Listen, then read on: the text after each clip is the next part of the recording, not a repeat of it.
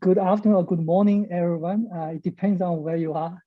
Welcome to this ISAC roundtable discussion on clinical trials targeting antimicrobial resistance. I'm Jian Li from Monash University in Melbourne, Australia. So before I start, I would like to mention a few things on ISAC. So we have three outstanding speakers today. Professor David Paterson in Brisbane, Australia, Dr. Mo Yin in London, UK, and Associate Professor David Lye in Singapore. We will introduce each speaker before the presentation.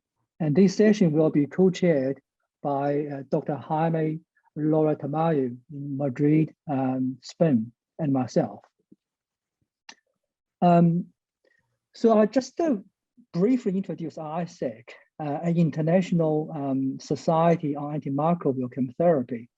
It's a major society with a mission to advance education and science of antimicrobial chemotherapy. ISAC is unique in a sense that it has established major partnerships with 93 member societies. This means if you are a member of one of the societies and you are part of ISAC. So if you need more information, please go to the website. And there are a few working groups in ISAC. Our anti-infective pharmacology working group focuses on promoting scientific collaborations on antimicrobial pharmacology. This including fundamental research, clinical translation, and also commercialization. So the leadership team and other key working group members have extensive connections with other infectious diseases society in the world. So if you are interested, please simple Google our working group and go to website, spend maybe 2 or 3 minutes to register. It is for free. I should highlight in our working group, we established a young investigator committee co-chaired by Dr. Su Nang from Australia and Amy Huang in USA, together with another 4 enthusiastic young fellows in Spain, USA, Germany, and Australia. And this committee aims to facilitate networking among early career researchers. So if you are ECR and are very keen to get involved, please do get in touch with us and we'll be delighted to have you on board. Professor Paterson is an international leading infectious diseases clinician and director of the University of Queensland Centre for Clinical Research in Brisbane, Australia. He's Australia's most cited infectious diseases clinician and the country's highly cited researcher in the field of microbiology. And Professor Paterson is very productive with more than 600 publications. And his research interests focus on the epidemiology, prevention, and treatment of AMR infections. So today, his presentation is clinical trials on new antibiotics, innovations, and challenges. We're going to talk about clinical trials and just start, of course, by saying when we talk about antibiotics, Australia is pretty unique because I think Australia is the only country in the world where the development of antibiotics is actually celebrated on a dollar note. Unfortunately, this one has gone out of circulation, but you can see Florey there. You can also see Fleming's original plate, which if you ever go to St Mary's Hospital in London, they've got a little museum where by just calling ahead, you can get to look at Fleming's original lab. So lots of interesting concepts on that $50 bill. So for me as a doctor, there are a number of unmet needs in terms of where do we actually need new antibiotics. For me, the number one is carbapenem-resistant Acinetobacter. I think in many parts of the world, you know, apart from polymyxins, there's not much else. Some of the rarer non-fermenters, we also have incredible challenges with. And then down to organisms where we've got some antibiotic options, but sometimes they're very inconvenient options because they're only available intravenously. And so examples would be, we don't really have good oral options for treatment of ESBL producers or CRE or for gonorrhea.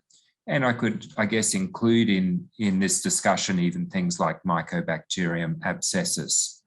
So for me, there certainly is a big need for us to have ongoing development of new antibiotics.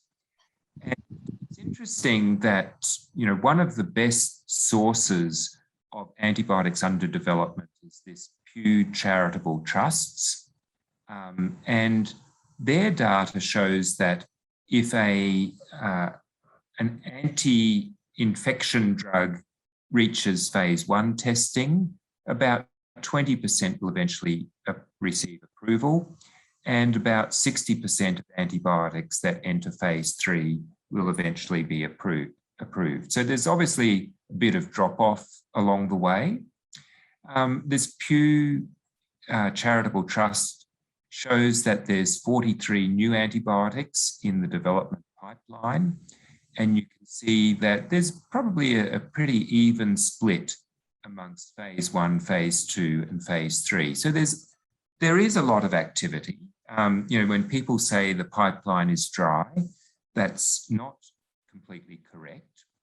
But, what we do want to avoid, though, in antibiotic development are situations like with Archaeogen.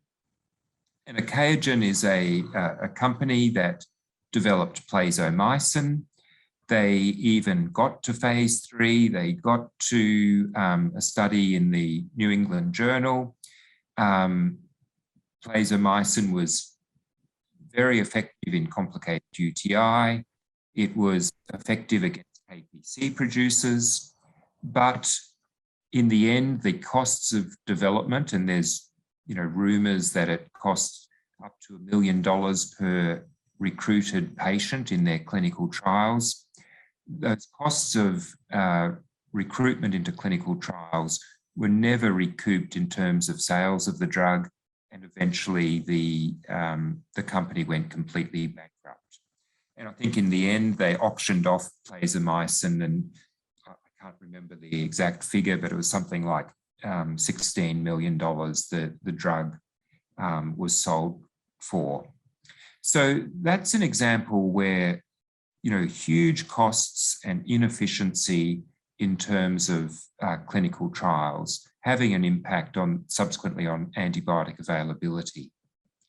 So I don't want to steal David Lye's thunder at all, but one of the opportunities in terms of revising the way we do clinical trials in infectious diseases is actually to use clinical trials networks. And this is actually taken from an article from the Medical Journal of Australia, which really looked closely at networks. It wasn't specific for infectious diseases. It was really investigator-initiated clinical trials. And the fact that you could build from observational data, for example, from registries, you could put that into practice in clinical trials and therefore have a virtuous circle where you can inform healthcare practice. And that's what we would really like to see. And there are some trial networks in AMR. For example, in the US, there's the Antibiotic Resistance Leadership Group, ARLG. In Europe, there's the European Clinical Research Alliance on Infectious Diseases. And there's very soon to be a Wellcome Trust-funded Singapore-based clinical trials network called ADVANCE-ID, Advancing Clinical Evidence in Infectious Diseases. But I won't talk any more about trial networks, given that that's going to be a key component of both Mo Yin and also David's subsequent talks. So I want to now talk about some innovations in the design of clinical trials, which could potentially be utilised in investigation of new antimicrobials. So the first one is a thing called an adaptive platform trial. And I guess the historical way of doing clinical trials is very, very straightforward. Antibiotic A versus antibiotic B. Right at the beginning, we define the sample size, we define exactly how the trial is going to be conducted. Now, there can be a few, little shifts along the way. We can do them in different patient populations, but we would never do something like this, where along the way, we actually change direction. And that's what part of these adaptive trials are all about. So instead of designing a trial, conducting it in a very straightforward manner, and then doing an analysis, in fact, with an adaptive design, during the conduct of the trial, you actually have interim reviews of the results and then adapt the conduct of the trial as a result of those results. And that can even mean that instead of, for example, a one-to-one randomization, that there is weighting of randomization towards a more active therapy. Or in an adaptive design, you may have more than 2 arms. And as a result of a review of the data, you could, for example, drop an arm. You could even change a dose. So you can do potentially all sorts of innovations using this adaptive trial design. So this is illustrated here again. You might start with 3 different arms. You do an interim analysis. You might drop a very poorly performing arm. You could introduce a new arm and then do subsequent interim analyses and change the way you're doing things during the course of the trial. So these adaptive trial designs are certainly very flexible. Some would say that they are more ethical in that more patients actually are going to be getting a more active therapy or a better performing treatment. Potentially, they can be more efficient. And so in clinical trials, efficiency means we need fewer numbers of patients to get a result. So sometimes these adaptive designs are more efficient. And I guess one of the mantras of clinical trialists, particularly those doing adaptive trials, is that in real life medical practice, we actually have random care. But what we would like to be doing is randomised care. So integrate clinical trials actually into clinical practice and learn and react as events happen. Now, there are some opponents to certainly one of the aspects of these adaptive trials, which is called response adaptive randomisation. In other words, that concept that we might weight randomization to an arm that seems to be performing better. And some of the criticisms, you might get bias over time. It might actually be less efficient to do a trial this way. And you can see some of these other criticisms that you could introduce some various forms of bias, and you may even risk a degree of loss of blinding of a randomized trial. So, the jury is not yet in terms of whether these truly are a thing that we should be really shifting whole scale to, but it certainly is something that is out there, and there are a lot of adaptive trials with these big platforms that are currently underway. Now, I guess a different concept, but one which is a little bit related, is called a multi-arm, multi-stage trial, called MAMS. And in this type of trial design, you have one group which is the standard of care. And this is actually from prostate cancer. And the arms B, C, D, E, F, for example, are all new opportunities which we're going to compare at the same time to the standard of care. And when the results of all of those individual trials come back, we may have further modifications. We might introduce new arms. Potentially, we may end up with a new standard of care. And so this prostate cancer trial called the STAMPEDE trial has been going on for more than 15 years, evaluating a wide range of different treatment options. It doesn't use, strictly speaking, the response adaptive randomization, but it does have the same concept that there are a number of interim analyses and regimens could be dropped or new regimens could be added depending on the results of those interim analyses. When it says multi-stage, we could also introduce new drugs. We could have really a phase 2 study, maybe there could be 2 arms that are looking at a new antibiotic with different dosing regimens compared to a control or standard of care regimen. Now, just as I then talked about prostate cancer, I'm now going to present something from the stroke literature. Now, why am I doing this? Well, this New England Journal study about head positioning in acute stroke, their endpoint had 7 different possibilities. And this is what's called an ordinal ranking for an outcome.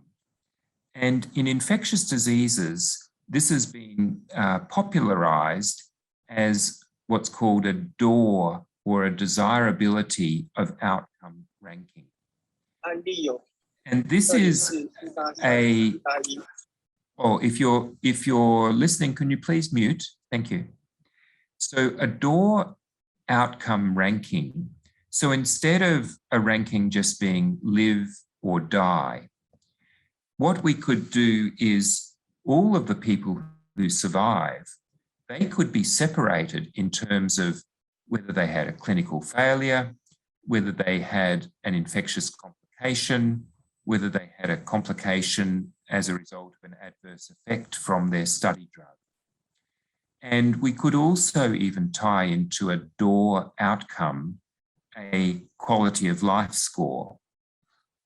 And so by having these ordinal rankings, we can actually improve the efficiency of trials. So we could actually require fewer patients to come into the trial because we don't need as many to have any particular specific outcome measure. The outcomes can be spread across the different rankings. Finally, I'm going to just mention a problem that I have. For example, if I'm doing a registrational trial of a new antibiotic, and this is an example. In this trial, there were a number of exclusion criteria. For example, you couldn't be in a nursing home, you couldn't have a particular body mass index. They're the first 2 exclusion criteria, right down to number 32. So this trial had 32 exclusion criteria, and as well a supplementary request that participants abstain from sexual activity from the baseline visit through to the test of cure visit. So this is something that makes our trials really, really difficult to complete in a timely manner, because there are so many exclusions. And one of the ways to get around this is a brand new study design, which is called a personalised randomised controlled trial design. And this is for short called PRACTICAL. And basically what this means is that, for example, if we were going to look at treatment for carbapenem-resistant organisms, we could look at, for any individual patient, what could some potential therapies be for that patient? Now, we might have to consider the person's renal function. We might have to consider susceptibilities that have come back, or even physician preference. But for any given patient, we would have a list of maybe 2, maybe 3, maybe 10 different therapies that would be acceptable for this individual patient. Those therapies would then be randomly allocated to that patient. They'd be treated according to that regimen. They'd be followed up according to regular clinical follow-up. But then every patient who has the same randomization list would be compared with each other. And there's a concept in clinical trials called a network analysis. And that's what could be done in this practical design. So we might have, 12 or 13 potential possible options to treat CRE. But for any given patient, there might only be some of them that are appropriate. And so those people who've got the same options are compared to each other.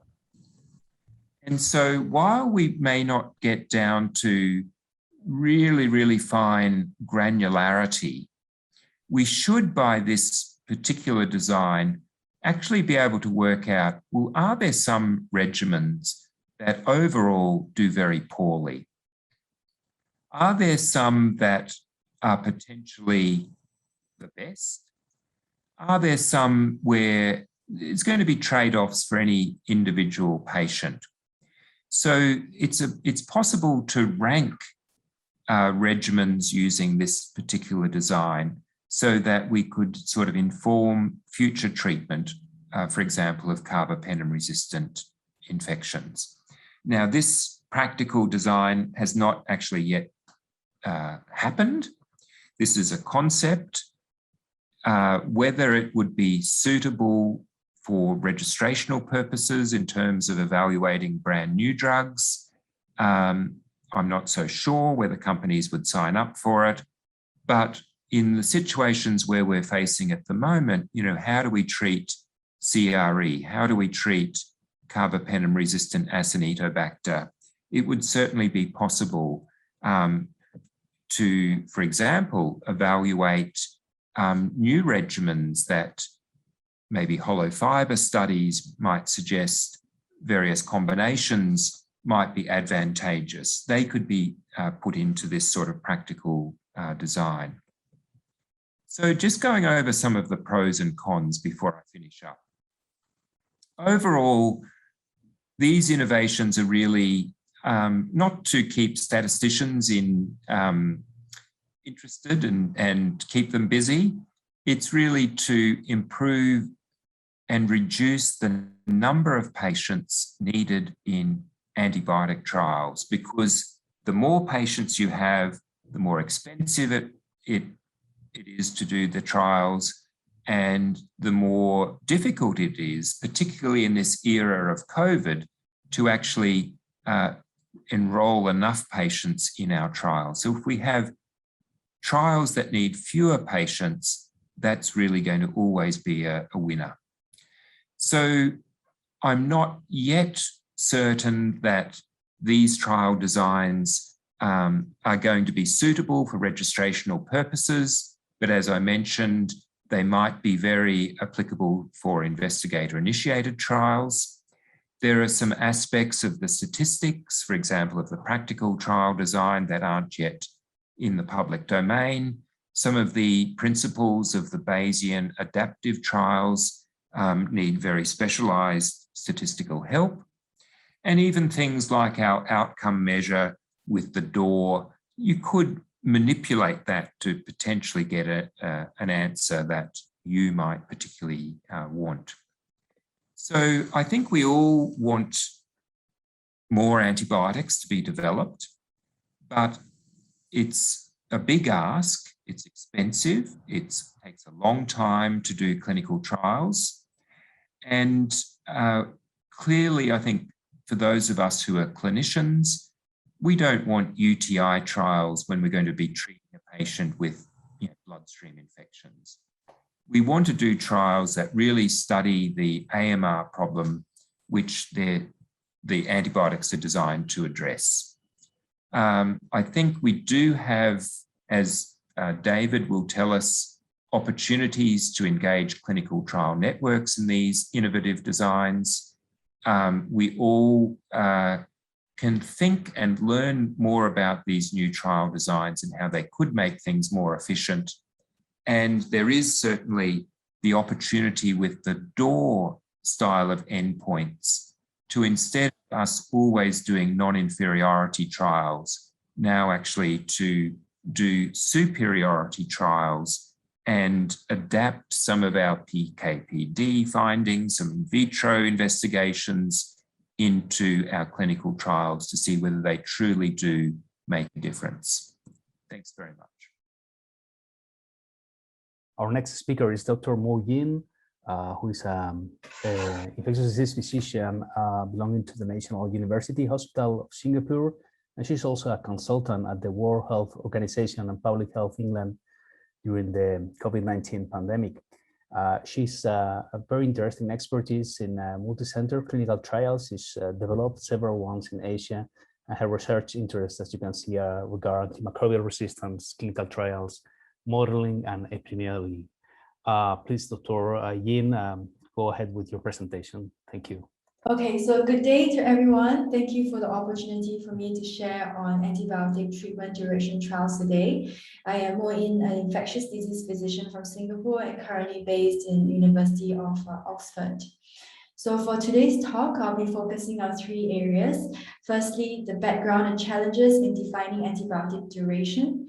And I'll be offering an overview of all the antibiotic trials published to date.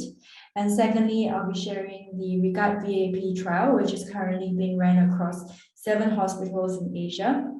And lastly, I'll share my personal experience from conducting the trial in the trial network. So why do we want to study antibiotic duration? It is the commonest intervention and process measure for antibiotic stewardship programs.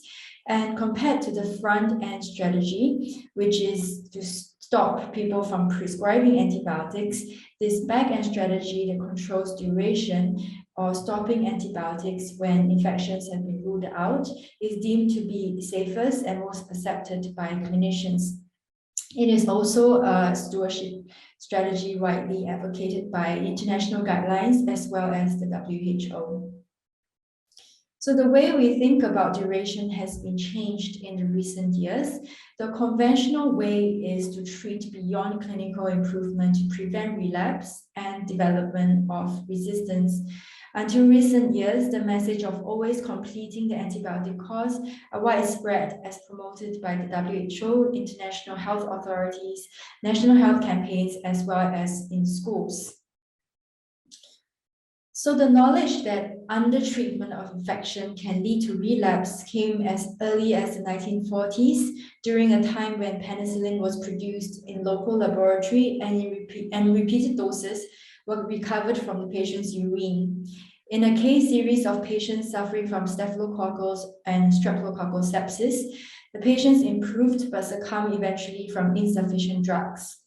Subsequent studies on community-acquired pneumonia showed that the majority of 500 patients recovered with just 2 to 3 days of penicillin, but reported rare cases of relapses, and subgroups of patients who may require longer duration are those with local or systemic immunocompromising conditions. So this insufficient treatment leading to AMR was highlighted by a famous speech by Fleming during his Nobel Prize speech. And he not only warned us against AMR, but specifically, he said that underdosing is the cause of AMR. And relapse episodes in the earlier studies and also the fear of AMR, plus that antibiotic side effects were rarely observed, drove the recommendation that treatment should be adequately long. However, we now have the understanding that antibiotics exert selective pressure not only on the target pathogens causing infection, but also innocent bystanders, which make up the normal flora. These bystanders make up a substantial proportion of bacteria in our body, and resistance selected through antibiotics applied in the treated individual, this emergence of resistance can then be spread on to others. So in this recent study from Harvard, for the first time quantified this bystander selection for a range of clinically relevant bacterial species, such as E. coli, strep, and staph. And using outpatient data from the US, they found that the proportion of all antibiotic exposures received by bystander species is more than 80% in majority of the organisms. So then how do we think about treatment duration? One way to think about this is a balance between treatment success and side effects from the treatment. So in this graph, the orange line represents quality adjusted life years lost due to treatment failure. And the brown line represents both individual direct and population level indirect side effects from antibiotic treatment. The optimal duration then would be the point where the sum of these two lines is minimized. And the shaded areas represent the uncertainties introduced by the various settings where the data is collected, different inclusion criteria, interventions, and outcome assessments.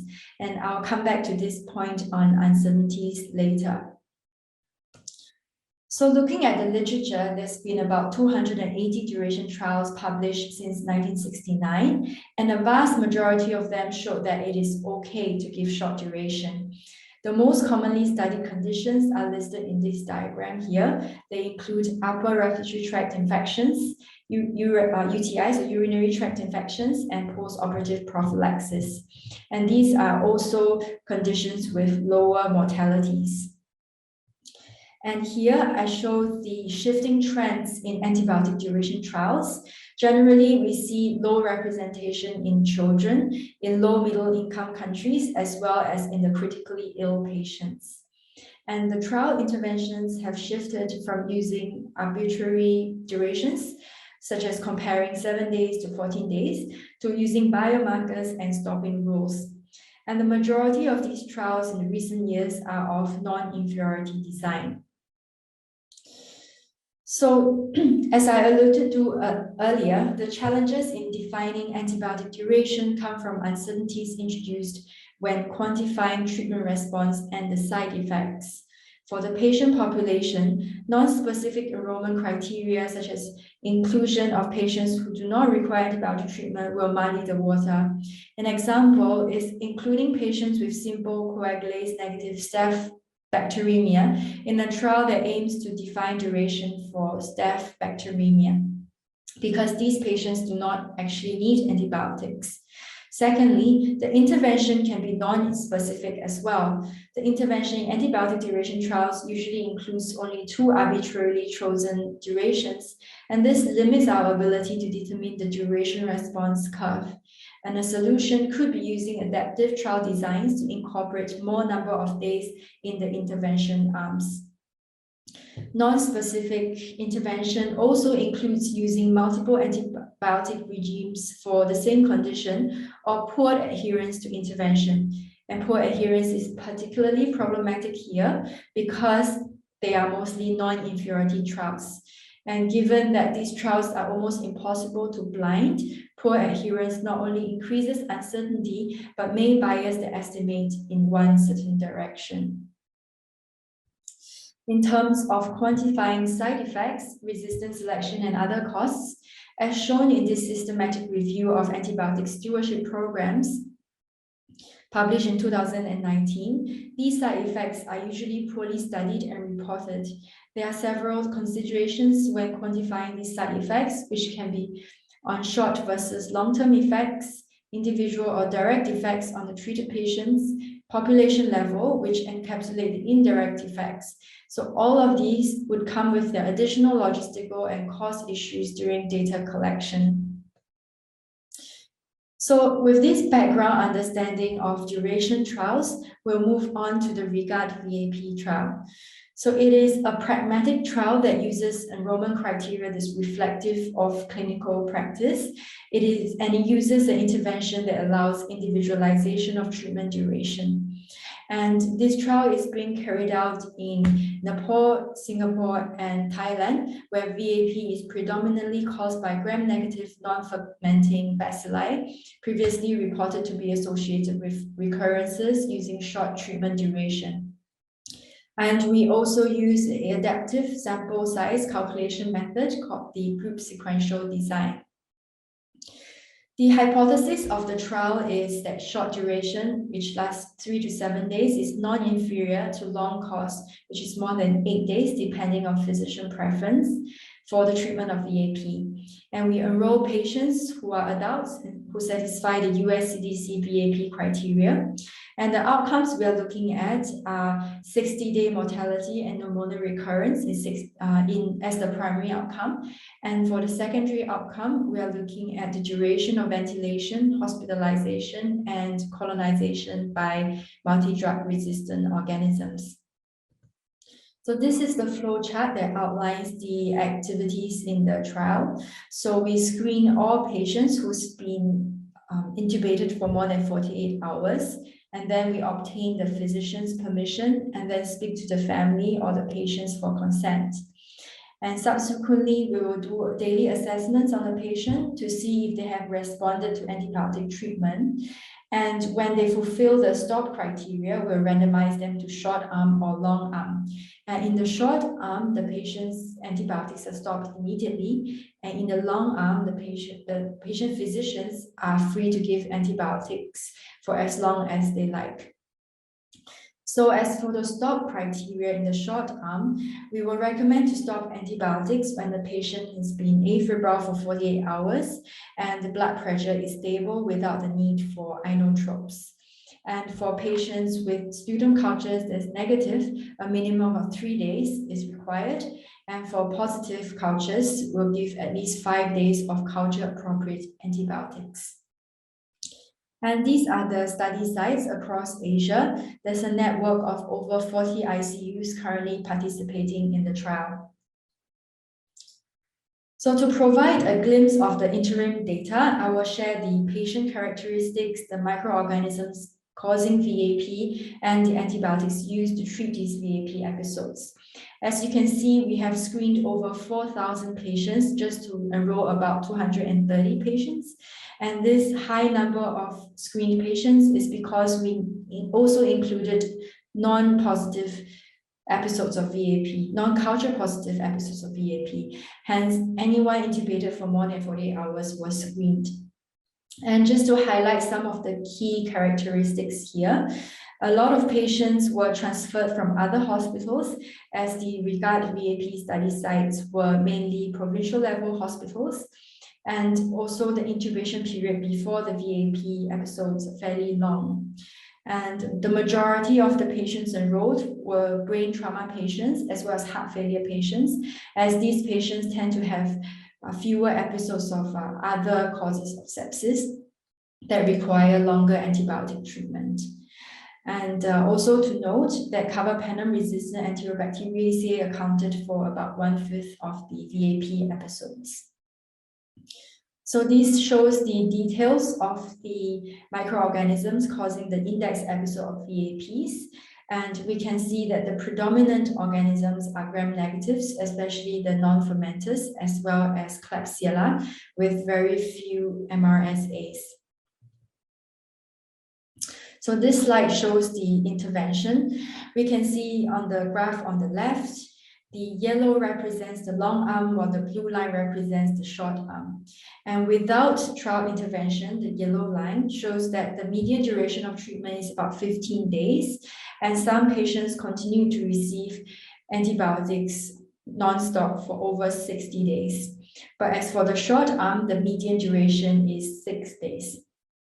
And the table on the right shows the antibiotics used to treat these VAP episodes, and the commonest are a combination of antibiotics, and they would include beta-lactam, beta-lactamase inhibitors combinations, carbapenems, as well as colistin. So regard VAP is work in progress. We have now enrolled over 80% of the target sample size, which is 460, and the third interim analysis is ongoing. Concurrently, we are also doing other studies revolving around the main trial, and these include health economics modeling as well as a qualitative study on antibiotic prescribing behavior. And these data will help us to convince the local sites to adopt the trial intervention long-term after the trial ends. And lastly, the Regard VAP network is a growing network, and we have currently 2 new potential sites joining in the study soon. And this leads very nicely into the next part of the talk, which is my personal experiences from setting up the trial network.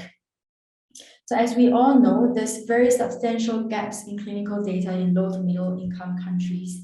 As we can see in this recent study, the maps on the left shows the countries with the substantial gaps data, AMR data highlighted by the light blue countries. And the maps on the right shows the countries with higher burden of AMR. And we can see here that the countries with lesser data are also the countries with higher burden of AMR.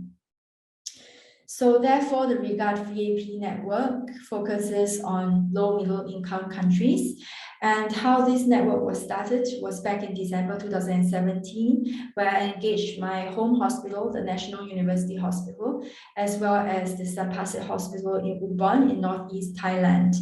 And in this initial phase, we held many meetings with the local investigators as well as physicians, because there were no dedicated intensivists in these hospitals. And we really needed to explain the protocol and the safety of the intervention to the various stakeholders to get their confidence. And though both sites are located in Asia, there were quite many differences in terms of culture and language that we needed to take care of. And the next phase was an external pilot, which we carried out many training sessions with the local research staff as well as laboratory staff to familiarize them with the protocol. And also we continued communications with the local clinicians. And during this phase, the adherence to the trial intervention was as low as 10%. And we really took the team so much effort to increase adherence to now over 95%. So after starting the first 2 sites, we started to engage other sites outside of Nepal, outside of Thailand and Singapore to Nepal, where there were new challenges. And from here, we learned that even though some sites are quite familiar with clinical research, observational studies are quite different from setting up a clinical trial. And also, even though some of the basic training, such as GCP training, is quite standard across the sites, knowing the nuances of randomization, enrollment screening for trials, it's really quite different and setting specific. And also the importance of communications, again, to really build the trust across these sites. So with these 3 sites set up in Singapore, Thailand, and Nepal, we use these main sites as the local hub to support additional sites. And we use these opportunities to continue building relationships and research capacity. And of course, COVID-19 hit us really badly. In 2020 onwards, and really tested our resilience and resourcefulness.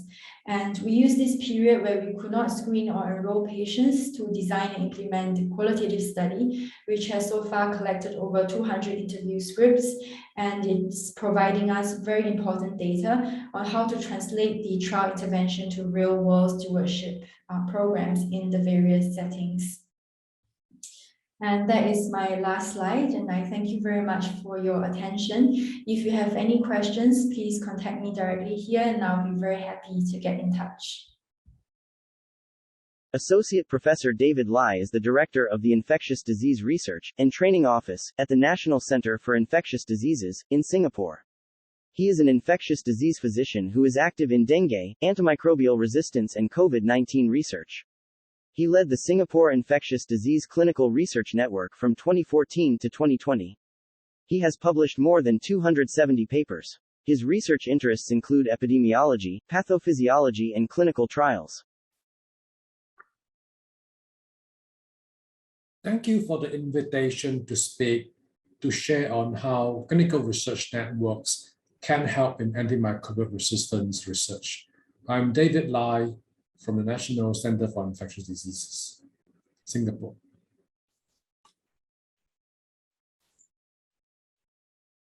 The Singapore Infectious Disease Clinical Research Network was set up in 2013 with funding from this structure called the Singapore Infectious Disease Initiative, which was actually led by Jeremy Farrar initially, and then when he left for Wellcome Trust, it was taken over by Peter Hobby. And then when Peter Hobby returned to Oxford, it was taken over by my colleague, Professor Liang Su. The goal of the network is to promote and coordinate multi-center clinical ID research in Singapore. The administrative team is located in the now defunct Community Research Centre, Tan Tock Seng Hospital, as part of the Institute of Infectious Disease and Epidemiology. This has now been replaced by the National Centre for Infectious Diseases. It is governed by an executive committee comprising principal investigators with funded projects within SCRN and supported by project managers, research fellows, network coordinators, and a team of research assistants with expertise in patient recruitment. And study sites include all public as well as private hospitals in Singapore. The founding lead was my colleague, Professor Yi-Sin Liu, that I took over in 2014. And this was once again taken over by Dr. Barnaby Young in 2020. So these are the specific objectives of the Clinical Research Network: to establish long-term research collaboration between clinical infectious diseases and microbiology in Singapore, facilitate the pooling of patients with infections of interest with numbers that may suffice for rigorous clinical studies that cannot otherwise be done on an individual center level. Support clinician investigators to permit them to perform research that addresses local controversies in treatment as a supporting infrastructure to free busy clinicians from dealing with the administrative and bureaucracy of research. And in the event of an outbreak, immediately pivot to deal with outbreak research. The network is led by an ID doctor with oversight by an executive committee, and we have seen since the initial stage changed the committee structure to consist of one principal investigator per site in Singapore. We started with one manager, 2 research fellows, and 5 research assistants across 3 hospitals. Initially, we had 3 randomized controlled trials planned. One is for oral ciprofloxacin versus intravenous ceftriaxone for Klebsiella liver abscess, which is common in Asia. The second on vancomycin versus daptomycin for MRSA bacteremia, MIC2 or more. And a third on composite antibiotics for XDR, Acinetobacter baumannii, and pneumonia bacteremia. Then we started collaborating with the Australian Society on Infectious Disease Clinical Research Network, initially on the Merino trial, which has then gone on to Merino 2 and Canberra 2. We now have 1 manager, 1 executive, 2 research fellows, and 23 research coordinators across 8 hospitals. This is a table summarizing all the antibiotic studies from inception until last year. Highlighted in bold were essentially randomized controlled trials. This is the A class is the RCT on oral ciprofloxacin versus intravenous ceftriaxone mucosal level abscess. This was only done in Singapore. This is the initial MRSA vancomycin MIC2 or more trial, which did not work, so we aborted it. And the Merino RCT was in collaboration with ACID-CRN. As you can see, Singapore recruited slightly more than 40% of the total recruitment in the Merino trial. Chemotherapy RCT is, we are 1 site out of, we are 3 sites out of many in the international multicentre trials. But interestingly, Tan Sing Hospital became the leading site of commercial bacteremia in the RCT, even though Singapore started 1 year later than Australia. We have also collaborated on the Merino 2 trial, comparing the Bactrim versus meropenem for the escapum bacteremia. It was also stopped early because of the recruitment. Separately, we had an RCT looking at short course antibiotics for candidate-associated UTI, which is still ongoing. We will probably stop early as well. The ISAC RCT is a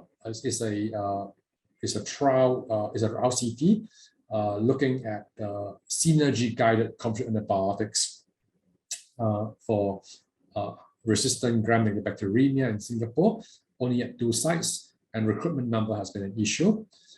Regard VAP RCT is the trial that Dr. Yin Mo talked about on short course antibiotics for viral pneumonia in Thailand, Nepal, as well as Singapore. And more recently, Game Changer, led by David Paterson, is a multi-center international RCT on ceftriaxone for healthcare-associated gram-negative bacteremia. And so A class is interesting because the patients were recruited within 1 week, and essentially is a comparison of patients who have recovered from acute stage and ready for OPAD. And we found no evidence that intravenous antibiotics was superior. In fact, oral ciprofloxacin was associated with better clinical cure at week 12, as well as better clinical response at week 4. As you can see, there was no unplanned readmission, medical complications, new bacteremia, and adherence was not an issue in the trial condition. Interestingly, length of hospital stay was only shortened by 1 day. And this is the vancomycin versus streptomycin RCT on MS bacteremia with MIC more than two or more. And essentially, initially, from our pre-trial data, we should have about 10% of patients fulfilling the criteria. Unfortunately, when the trial finally started, probably as a result of changing epidemiology, it was very uncommon to encounter patients with elevated MIC to vancomycin in MS bacteremia, and we had to abort this trial after 14 patients. So the Merino trial was important, and Singapore contributed 40% of the patients. It shows that Bactrim is not going to be optimal treatment with 3 times higher mortality compared to the use of meropenem, and the benefit of meropenem remain whether you analyze by Pit bacteria score, E. coli versus Klebsiella, stratified by appropriate antibiotic therapy or urinary source of infection. And the Chimera trial is also important, although we failed to show that combination antibiotic was superior to vancomycin alone. As you can see, there was no difference in the primary outcome as well as all-cause mortality. It did show what was found in the pilot study of Chimera, which is that bacteremia was shorter by 1 day. Unfortunately, in the absence of other clinical benefits, this was associated with a much higher risk of acute kidney injury. And this has led to a relook at whether combination antibiotics, at least with the penicillin group with vancomycin, is a wise option. And Merino-2 was modeled after Merino, but focused on the MC producing group of escapum organisms in bacteremia. And we did not find differences in primary outcome. However, there was evidence that there was increased microbial failure with percentage of Bactem. There's no other significance in terms of outcomes difference in the other subgroup analysis. Now, of course, this pilot phase 2 trial cannot answer definitively that the presence of Bactem works or does not work for this type of bacteremia, but it does give pause to whether this is a good idea. And I think it cannot probably be definitely answered in the absence of a proper phase 3 trial. But importantly, as spin-off of all these important trials, we demonstrated using data from the Merino trial that in fact an MIC breakpoint of 16 best predicted mortality in the Merino trial. And in fact, part of the explanation for the failure of Bactem in ESBL bacteremia is the co-occurrence of ESBL, whether it's CTXM, TAM or SHV, with the OXA1 genes. And this led to an increased MIC of Bactem and higher risk of WM mortality.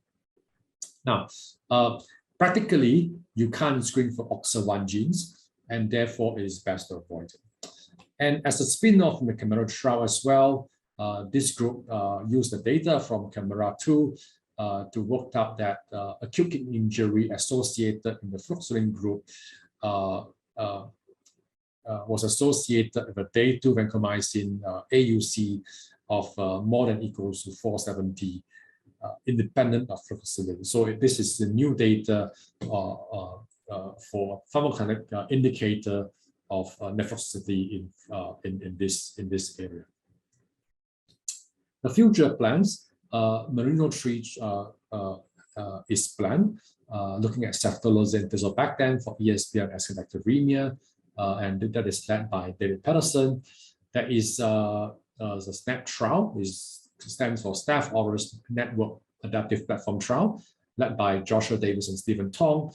It comprises 5 RCTs actually: penicillin versus fluoxetine for penicillin-sensitive Staph aureus bacteremia, cefazolin versus fluoxetine for MS-sensitive bacteremia, and cefazolin and vancomycin versus vancomycin for MS bacteremia. Since we did not find cefazolin associated in combination with vancomycin with nephrotoxicity in Chimera-2, and also whether adjunctive vancomycin will improve clinical outcome in Staph aureus bacteremia, and also in patients who respond early to treatment, whether early oral switch at 1 week or 2 weeks will be beneficial. There's also another RCT called INVEST, which is early oral step down to oral antibiotics, in particular ciprofloxacin or cotrimoxazole for gram-negative bacteremia. This is led by myself, involving several sites in Australia as well as in Korea, UK, Malaysia, and Singapore. And this is finally to show that the network was set up mainly to focus on antibiotic trials, but it has a secondary aim of responding to an outbreak. And finally, the outbreak of all outbreaks occurred during the COVID pandemic. And this shows how we have essentially brought all the hospitals in Singapore together, as well as supported several trials. There was the initial Gilead-funded remdesivir access trials, and then we collaborated with the NIH ACTD trial. We tested remdesivir, baricitinib, interferon beta 1A, as well as a combination of baricitinib with dexamethasone versus dexamethasone with remdesivir. And we also collaborated on ACTIV-3, which looks at different monoclonal antibodies for hospitalized COVID patients. We tested the Eli Lilly monoclonal antibody. It took too long for ethics and regulatory oversight in Singapore for VIR as well as BRIBio monoclonal antibodies, because they were stopped early due to futility. But AstraZeneca monoclonal antibody trial was completed, and we also took part in the molecular partner, which is a new form of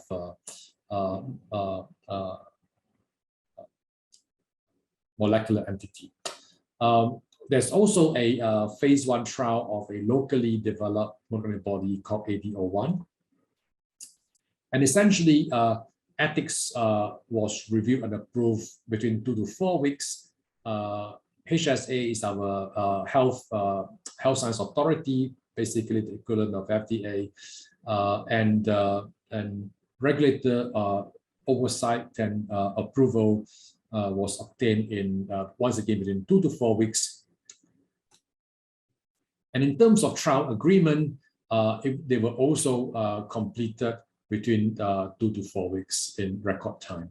So it really shows how in the pandemic, the research network could rise to the occasion to support clinically meaningful output research. And this is just a summary of all the recruitment numbers. In fact, you look at the early part of the trials, it was between March to May last year, where there were not that many locally infected patients. We randomized, as you can see, more than 150 patients into remdesivir and baricitinib trials. And as a result, it contributed to several landmark publications. This is the ACTT-1 trial of remdesivir. This is the Gilead Simple trial showing a 5-day duration sufficient for severe COVID. And this is the moderate remdesivir COVID trial by Gilead that shows that there's some benefit, although marginal, in the COVID pneumonia without hypoxia.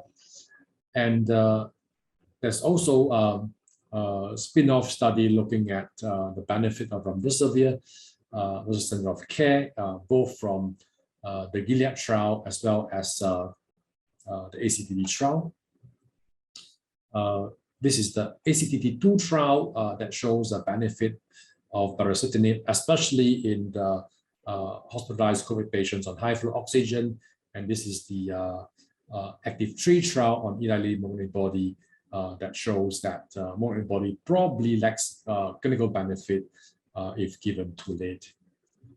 And that's all I have. Thank you very much for your attention, and I hope to that you will find that establishing national clinical research network and then reaching out regionally and internationally in peacetime, addressing AMR issues and in outbreaks, switching over to meaningful outbreak RCTs can be done.